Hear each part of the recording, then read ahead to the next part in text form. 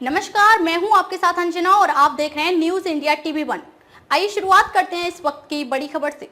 UP में इस दिन आ सकती है बीजेपी उम्मीदवारों की पहली लिस्ट। सबसे पहले ऐसी सीटों पर होगा ऐलान।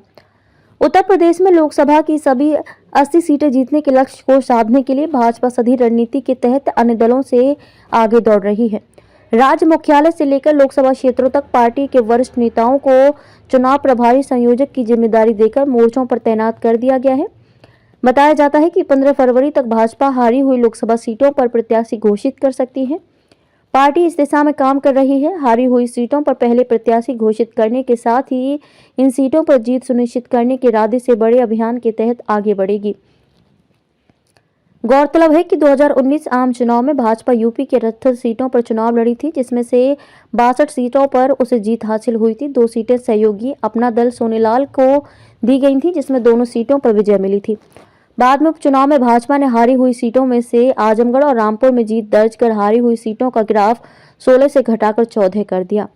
पार्टी पदाधिकारियों के मुताबिक पार्टी यूपी की हारी हुई इन 14 सीटों पर सबसे पहले प्रत्याशी घोषित करेगी। 2019 के चुनाव में सपा 5, बसपा 10 व कांग्रेस ने 1 सीट जीती थी। भाजपा के राष्ट्रीय उपाध्यक्ष बैजयंत पांडा को यूपी का लोकसभा चुनाव प्रभारी बनाए जाने के साथ ही बूथ से लेकर राज्य मुख्यालय तक चुनाव की तैयारियों से जुड़े भाजपा के सभी नेता सक्रिय कर दिए गए हैं।